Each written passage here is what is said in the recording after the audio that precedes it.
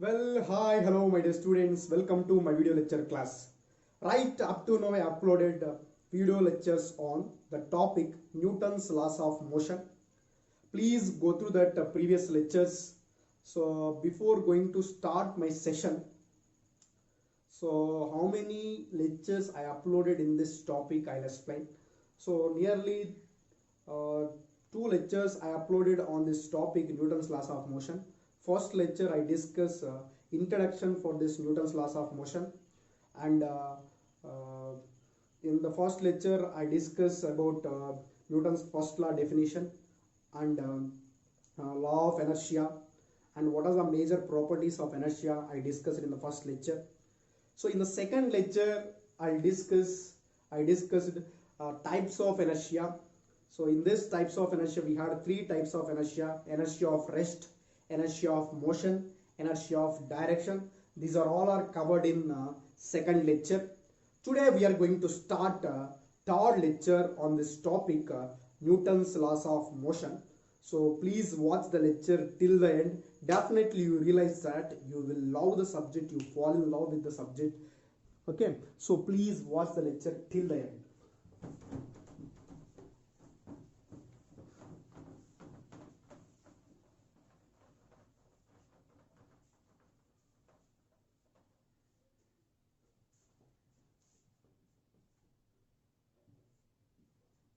So today we are going to start Newton's second law of motion. But before going to start Newton's second law, I am going to discuss one important physical quantity. The one important physical quantity, that is linear momentum. The one important physical quantity is linear momentum. Okay, so linear momentum.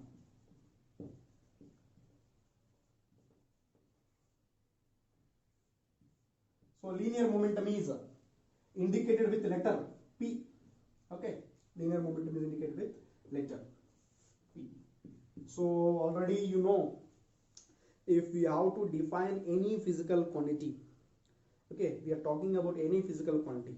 First we discuss a definition, and after that we discuss unit, and after that we discuss whether it is scalar quantity or vector quantity we discuss. Next, after that, dimensional formula we discuss. These are all we are going to discuss. First I am going to start with the linear momentum. What is the formula and definition of this?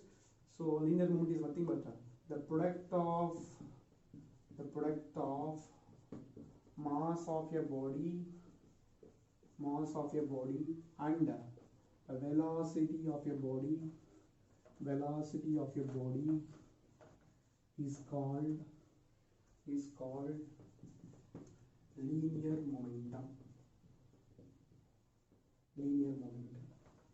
Okay, next formula. Linear momentum P bar is equal to m into v bar. Here linear momentum is a vector quantity. Vector quantity means it has both magnitude and direction. Next, direction of linear momentum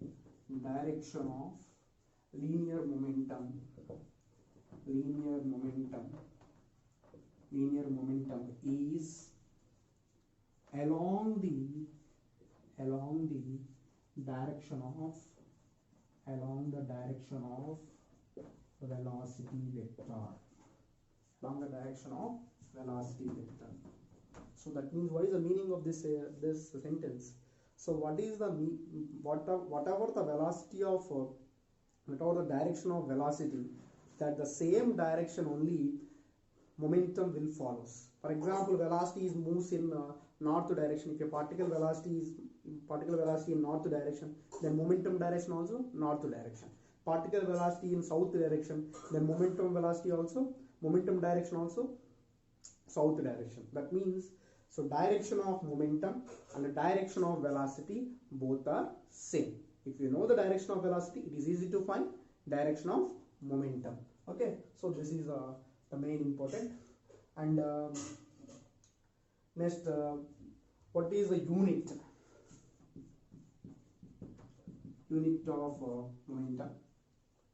Mass is measured in kg, here into is there.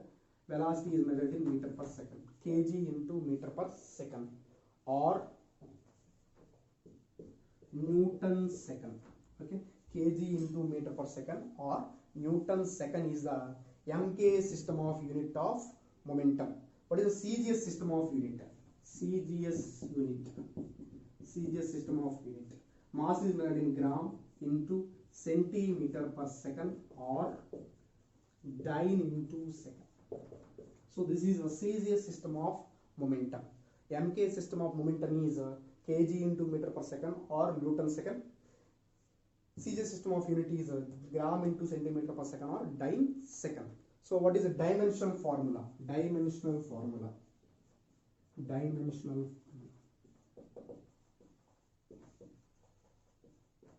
Okay, dimensional formula of momentum.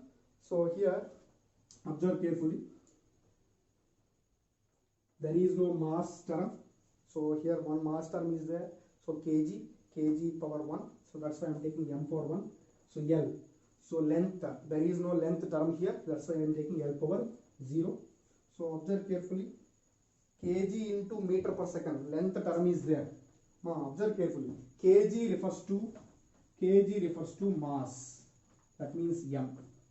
Meter refers to length. That is indicated with L. And second refers to time.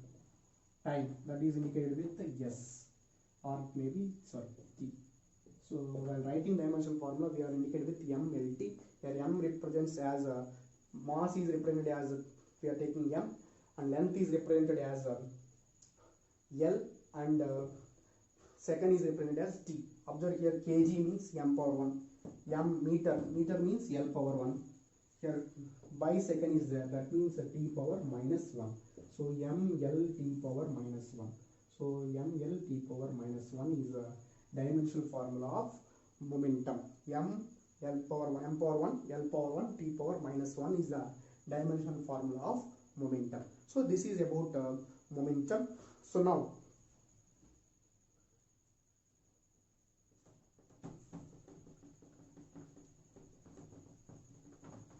before going to start this Newton's second law, so we must know about momentum, because we had an idea about momentum means, then it is easy to define Newton's second law.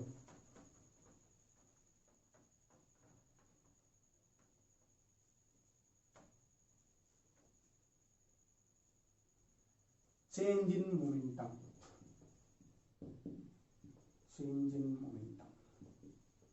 Okay. So let us consider a body. Let us consider a body of mass m. Let us consider a body of a mass m. It has initial velocity,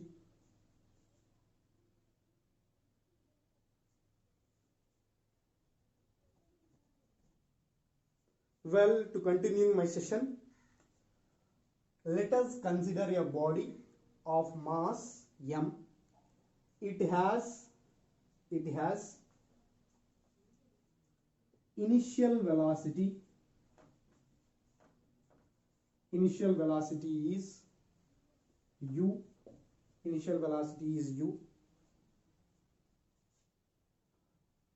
Due to collision or action of force,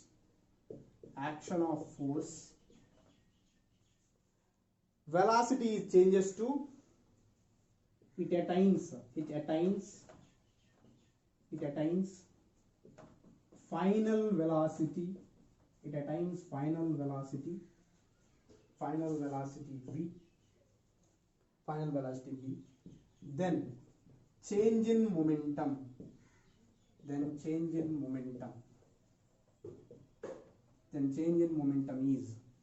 momentum is indicated with delta p bar. Okay, delta p bar is equal to Pf bar minus Pi bar. Here Pf means final momentum. Pf means final momentum and Pi means initial momentum.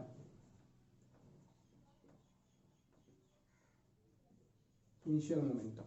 Pi means initial momentum. Observe carefully here. Delta P bar is equal to, okay, Pf means mass into velocity, final velocity V bar minus mass into initial velocity U bar. So from this we common mass value m, so we got here V bar minus U bar. Okay, so change in momentum delta P bar is equal to m into final velocity minus initial velocity. Okay, so this is a change in momentum. Delta P is equal to m into, so V bar minus U bar. Okay, so that means we are indicated with the delta P bar is equal to m into delta V bar, because here V bar minus U bar means what? Delta V bar, change in velocity vector. Okay, change in momentum is equal to, change in linear momentum is equal to mass into delta V bar. Okay, so this is about change in momentum. Okay, next we will discuss some graphs about this linear momentum. This is very important. So some graphs about linear momentum.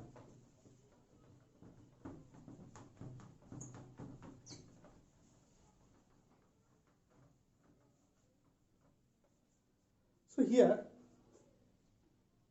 momentum, so momentum P is equal to mass m into velocity v. Is it or not? P is equal to mv. So if I consider first case, case 1, in case 1 P is equal to constant, I consider. In case 1, P is equal to constant. If P is equal to constant, then what will happen? Whenever momentum is constant, mass is inversely proportional to velocity. Okay, momentum is constant, so then definitely mass is inversely proportional to velocity. Mass is inversely proportional to velocity. Then how to draw a graph here? Mass is inversely proportional to velocity. This is mass. Here this is velocity.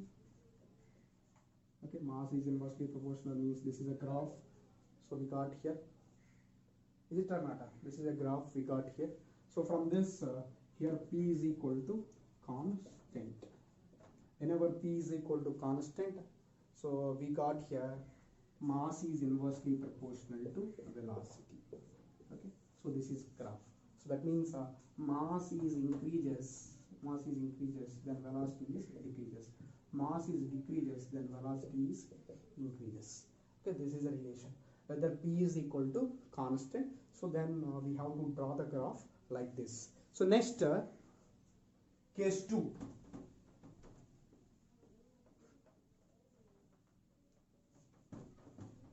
Next case 2. So next one is case 2.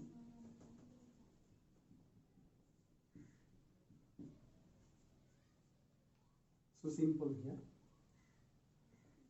Mass is equal to constant. Mass is equal to constant. So what is the formula? P is equal to mv. Okay. So mass is equal to constant. This is constant. Constant into v is equal to p. Then what will happen? P is directly proportional to velocity. P is directly proportional to velocity. That means mass is constant means P is directly proportional to velocity. How to draw a graph here? So how to draw a graph? Okay, so how to draw a graph? This is a momentum P. So momentum. This is a velocity v. Velocity v. It's represented in x-axis. This is momentum represented in y-axis. Okay, this is directly proportional, so that's why we drawn like this. Directly proportional. Okay. We draw like this. So here What is constant here? M is equal to constant. M is equal to constant means P is directly proportional to velocity here. Momentum is directly proportional to velocity. Okay. So next, case 3.